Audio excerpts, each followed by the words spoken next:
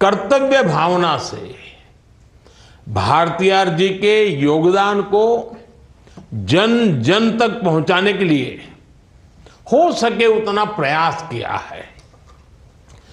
2020 में कोविड की कठिनाइयों से पूरा विश्व परेशान था, लेकिन उसके बावजूद हमने सुब्रमण्य भारती जी की 100वीं पुण्यतिथि बहुत भव्य तरीके से मनाई थी। मैं खुद भी इंटरनेशनल भारती फेस्टिवल का हिस्सा बना था। देश के भीतर लाल किले की प्राचीर हो या दुनिया के दूसरे देश, मैंने निरंतर भारत के विजन को मां कभी भारती के विचार के जरिए दुनिया के सामने रखा है। और अभी श्रीनी जी ने उल्लेख किया कि विश्व में जब मैं जहां गया मैंने भारती जी की चर्चा की है, और उसका गौरवगान श्रीनी जी ने किया। और आप जानते हैं, मेरे और सुब्रमण्य भारती जी के बीच एक जीवंत कड़ी, एक आत्मिक कड़ी हमारी काशी भी है।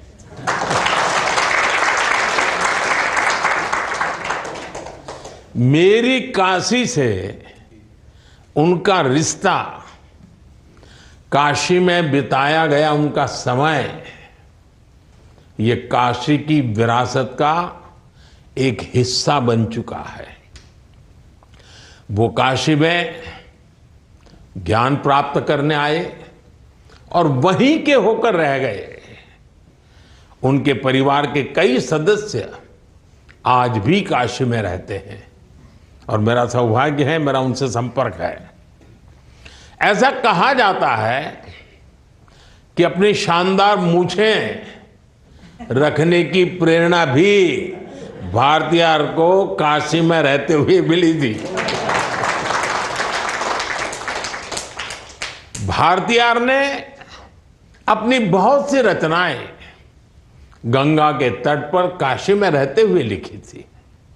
इसलिए आज मैं उनके शब्द संकलन के इस पवित्र काम का काशी के सांसद के रूप में भी स्वागत करता हूं, अभिनंदन करता हूं।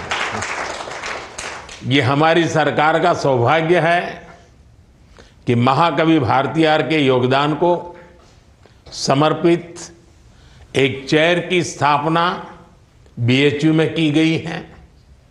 साथियों, सुब्रमण्य भारती ऐसा व्यक्तित्व सदियों में कभी एकाध बार मिलता है। उनका चिंतन, उनकी मेधा, उनका बहुआयामी व्यक्तित्व, ये आज भी हर किसी को भी हैरान करता है। केवल 39 ईयर के जीवन में भारती जी ने हमें इतना कुछ दिया है जिसकी व्याख्या में विद्वानों का जीवन निकल जाता है।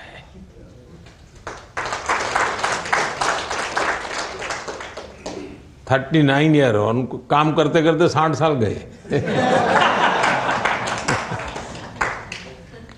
बचपन में खेलने और सीखने की उम्र में वो राष्ट्र प्रेम की भावना जगा रहे थे। एक और वो आध्यात्म के साधक भी थे, दूसरी ओर वो आधुनिकता के समर्थक भी थे। उनकी रचनाओं में प्रकृति के लिए प्यार भी दिखता है और बेहतर भविष्य की प्रेरणा भी दिखती है। स्वतंत्रता संघर्ष के दौरान उन्होंने आजादी को केवल मांगा नहीं, बल्कि भारत के जनमानस को आजाद होने के लिए एक जगजोरा भी था। और ये बहुत बड़ी बात होती है। उन्होंने देशवासियों कहा था, मैं तमिल में ही बोलने का प्रयास कर रहा हूं, उच्चारण दोष के लिए आप सब विद्वज्जन मुझे माफ करना। महाकवि भारतीयार ने कहा था, ऐन्द्र तृणीयम इंद सुंदतिर्दागम, ऐन्द्र मड़ियुम एंगल अड़ी मेइन मोगम।